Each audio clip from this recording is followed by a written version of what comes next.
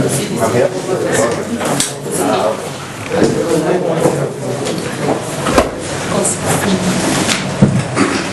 The Prince, in his usual form of getting the best out of any project, commissioned a World Bank consultant to come down to River State and then go from community to community and get out what are the basic problems which has never been done in any part of Nigeria. So she is here to tell us what the observations were and then formally present the report to the place. And that is why we decided that some of our friends should be invited to witness the presentation. Okay, my name is Ali Bedford. I'm the Managing Director of IDC. We do a range of things, including social baselines. And when I was asked to do this, I took up the challenge because I think it's the first time it's ever been done. In fact, we put together 472 qualitative and quantitative questions, which we took out to the 23 LGAs of River State. We got back 200,000 responses, which was quite incredible in its own right. It took quite a time to analyze the material that we had in, because when you go out to a community, sometimes you ask people a question and they'll say what they think you want to hear, what they want you to hear, or they'll just say anything that they feel like at the time. So what we've done is we've not just asked the questions, the qualitative and quantitative, we also took observations of everything we saw. So it is a very holistic report, which is on the perceptions of the people of River State. The results were extraordinary. There was some good news out there, and the good news relates to that most people felt that peace and security had improved. A lot of people felt that there was the developments in infrastructure and some of the laudable programs that our current governor has done have been great. But they have been uneven, and they've been uneven in certain areas, particularly the urban areas. There has been a lot of work that has been done. But a lot of people in the rural areas felt that they had been somewhat left out, abandoned. They felt that they weren't feeling the benefits of a lot of the programs that were out there. Interestingly, also, there was an increased political awareness. So we did ask questions on politics, and one of the things that came out is, whereas, you know, in previous times when I worked in River State and I've gone out into the communities, what they've said is the oil company should do this, the oil company should do that. But in actual fact, there's been a kind of shift in change. They're now looking at the government, the responsibility of government to make an enabling environment for not only business to operate, but also for themselves to be able to have sustainable livelihoods. So that was quite an interesting switch. However, of course, there's the same old, and we all know the story. There was a feeling of there was poor delivery of service, especially from the local governments. The corruptive practices still remained unchecked. In other words, everybody knew something was happening, but nobody is actually addressing them and taking them to court, or making sure that there is accountability mechanisms in place. There was a feeling that the urban-rural divide is getting wider. Now, I can understand why, in fact, when a new governor comes in and has got new ideas, that obviously the concentration to begin with is where the largest populations are, and the largest populations are obviously in the urban areas. But this idea of the urban areas, a lot of the investments have gone into the urban areas. There's a feeling that it has made even a wider divide between the rural and the urban side. Everybody still did refer to the fact that the oil industry Despite the recent United Nations Environmental Programme coming down and looking at the state of the environment here in River State, that very little had actually been done to address some of the pollution. With regards to the failures, we asked, what do you, because we didn't, it wasn't, this was not just asking them what do they feel about this, what do they feel about, we asked them what would they do to actually improve it, what input had they got, what would they say to a governor, to their local politicians, what would they actually say? And they recommended, well, first of all, you should consult us. When you're doing a new program, talk to us, because maybe it's not the right program, or maybe it's not adjusted quite right. And the second thing is that it should be planned properly. They talked about the capacity building of the local people so they can actually take a more proactive role in the development of their own areas. They were particularly concerned about the implementation, so they hear that this project's starting, they get very excited about it, and time again they are let down because programs get half finished, buildings half finished, so there was a kind of disappointment.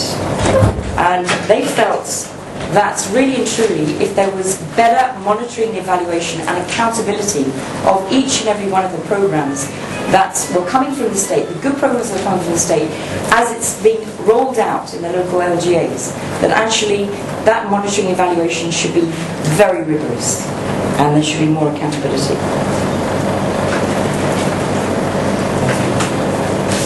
It was quite sad actually to witness some of the schools, and for this one I'm just going to keep silent.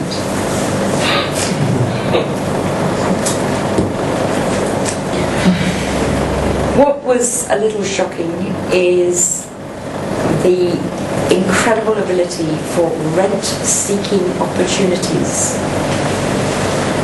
which are destroying development.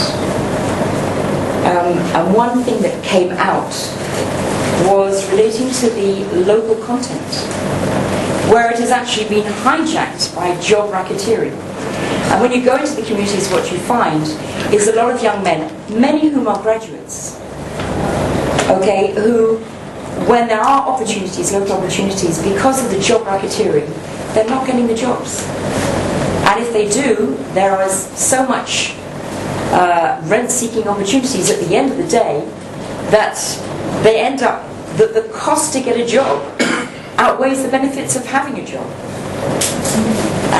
which is particularly sad when there are so many young, bright, educated young people who do want to be part of this real estate.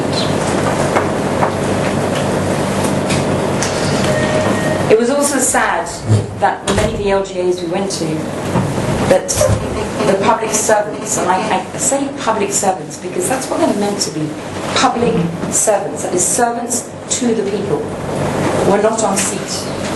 I love the expression, not on seat. They were just not there. They were sitting in Port Harcourt. They were not coming into work. They weren't there to receive people's questions. They weren't there to actually support the local people. And that was very, very sad. And it lets down that those people who are proper civil servants, they are servants of the people. It lets down those few that have retained that old school, I'm a civil servant and I'm going to look after my people that are there. And that was particularly sad. Of course, those that were and said that they didn't think their vote counted. It was selection, not election. We all know the story. It's not new. But they were particularly concerned that when politicians come out, they make a lot of promises, but it turns out at the end of the day they're just empty. We're promising rural electrification, we're promising potable water, we're promising this, we're promising that. But for the most part, they're empty promises because the moment politicians get into power, nothing happens. Same old, same old. And especially in the rural areas, there was a palpable anger that a lot of the development is happening in the urban areas, and where the source of the money is coming is actually from their backyard. So they felt pretty angry about that and were fairly vocal. When we asked them what they would vote for, what characteristics would they vote for, interestingly they said character. Very few of them said they would vote for a political party because it's that political party. So they were looking at character. I would have hoped a few more would have said that they were looking at policies. But for the most part, they wanted a character, somebody who could actually make a difference. Which is quite interesting, I think. We asked them what they would do if they were governor. And they came up with a whole series of things. I think one person, tongue-in-cheek, said, what would be the first thing I did as governor? I think I'd take my family on holiday to Europe.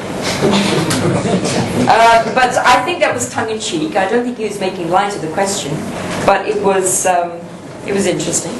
But they did talk about to try and balance between the urban and the rural developments, that the rural areas have been neglected very much. In terms of what the younger people want, especially the youth, and especially the male youth, it was access to skills centres, because a lot of them are actually graduates, a lot of them are actually qualified, but you come out of university these days with a paper degree which doesn't actually have a practical application.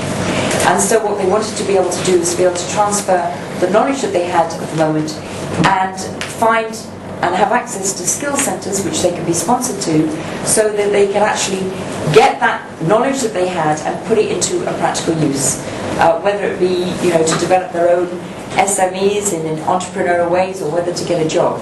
But they felt that they were, despite their qualifications, they were underqualified to actually get a job. And for those who wanted to start their own enterprises, beyond the skills training, they were also looking for startup finance. And we found that when we asked the question about accessibility to startup finance, that was also lacking. But the biggest question from them all was that, okay, you come and asking all these questions, but is anybody actually going to listen? And that's the big one. Is anybody going to listen to what we're saying? Which is where I turn to you. Thank you very much. Thank you. And formally,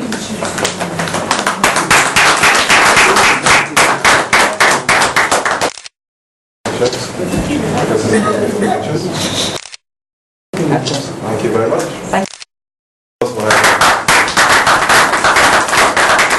I think I have already seen a glimpse of this report, and I must say that it's quite impressive. The reason we are going an extra step is that it's important that we understand that if you are talking about change, you need to ask yourself exactly what that change means. And the only way you can get the true answer to that is by actually asking people. We had to drag her from Tanzania. So from Tanzania to London to here. And her and her team came and did, I think, an excellent job. The content of her reports are still somewhat confidential because they're very sensitive. But what we found from the report was that every local government has different needs. So the idea to say that River State needs X or River State needs Y is inaccurate. It's not that they don't need it, it's just that different local governments have different needs. I mean, I remember looking at one of your charts, and I thought you were going to show them, where you had about 15 different issues. And in various local governments, some of those issues had higher priority. For instance, I remember Amelda didn't have an issue with light. To them, that was not a major issue. Their issue, I think, their priority were oil spills. Whereas if you go to another local government, power and light is a major issue for them. So what she has, I'm afraid this presentation could not capture it. is a lot of detail as to what people are asking for, what people want in variety of local governments. So we thank you. We are grateful for the efforts that you have made. I know your teams went to all the local governments, slept there, sometimes 2-3 nights, spent time asking people questions. And, to be honest with you, the report was impressive. But even more impressive was actually seeing the actual questionnaires and seeing what people were saying. I remember somebody saying that for them, what was important was that people actually listened to them. And I was surprised that almost 80% of them gave contact details. And I think the team, I'm not sure if the team members are here, you actually called them back to thank them for that. So your team did a fantastic job. I'm very grateful for it. And at this point, I've asked you a couple of questions already. But I think the gentlemen of the press and some of our political friends here may want to ask you some one or two questions themselves. So at this point, I'll hand over to you. And anybody who wants to ask any questions, please feel free to do so. I'm also available for questions as well. So I hope the message is very clear. To the House. But please, a round of applause for her.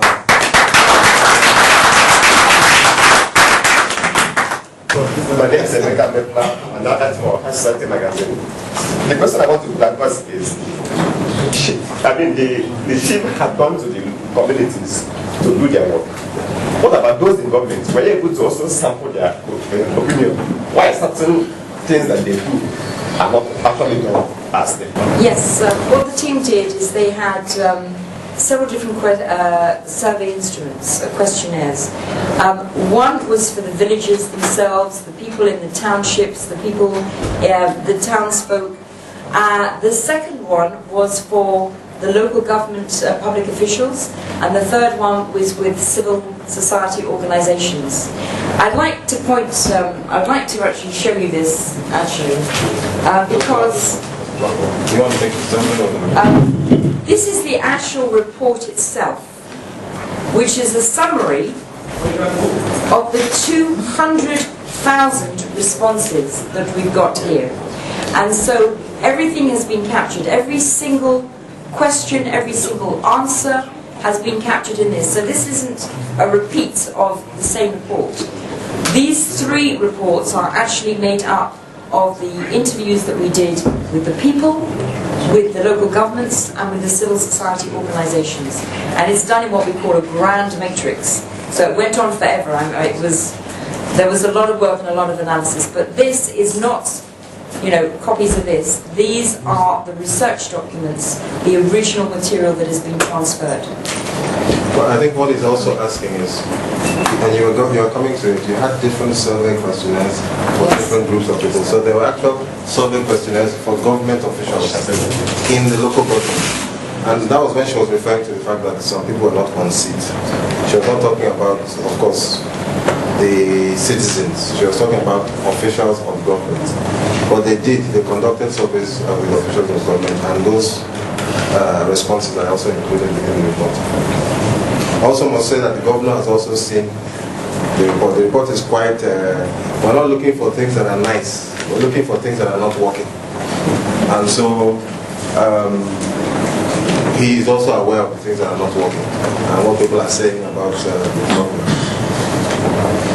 Mike Iboye is my name. I write for the News Agency of Nigeria. And thank you very much for the work you've done. Please, just for clarification's sake, some of the points made, answers, are we supposed to write them? Sorry? Some of the answers we saw in the chat, am I supposed to write it for the News Agency of Nigeria? Of course, yes. We can. Yes, yes. And secondly, I'd like to find out, is the River State government aware of this survey, and have they responded officially? They have not responded officially, but I can't speak for the government. I have given it to my friend, the governor. I've also given it to his wife. So those two people are aware. I've also given it to the president of the country, Nigeria. So there are quite a few key people who have given the report to go and look at it. but I can't speak for Rivers State government. And maybe a follow-up now. Why the survey? Why? Why the survey? Because I need to know. You might have seen my recent interview I gave where I said I'm tired of the taxi driver approach. When people want to know what's going on and they ask a taxi driver to tell them what they think about government's policies. I don't want that. What I want is for people to do scientific, proper research. If you've asked over 1,200 people, you've generated over 200,000 responses, it becomes more accurate. You go to other countries, and I blame the media a lot for this. You go to other countries and people sample opinion. But in this case, if I have an opinion, if I'm loud enough, my opinion looks like everybody in Rivers State's opinion. If your opinion counts, that is fantastic. If you are close to the governor, you can tell the governor. But I'm tired of telling the governor something, let it look like my opinion. I'd rather the proper survey is conducted and the proper research results are presented. Do you understand what I'm talking about? For instance, when the governor saw it, he was shocked about some things that had been revealed. But not only did we have names and phone numbers of the people who had revealed this information, we also had pictures. So it's a comprehensive work, and I conducted it because I'm not talking just about 2015. People talk 2015. If there's a problem, we can fix it now. Then let's fix it now. But the only way you can identify the problem is if you actually go out there and investigate the problem. And that's the kind of message that we want to send. Things need to be done properly.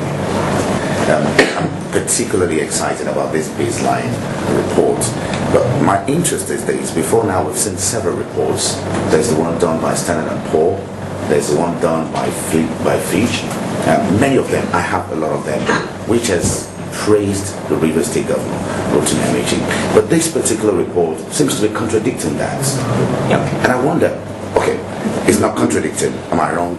I wouldn't say contradiction because actually... Okay, perhaps it's given another view. What they're looking for is they're looking at different things. Yeah, but that's what I'm saying. For Standard & Poor, we know the kind of service Standard & Poor conducts. And for them to give a good rating, in fact, the recent performance rating of the Rivers State Government was, they said rare, that was the title they gave to it, a rare appraisal.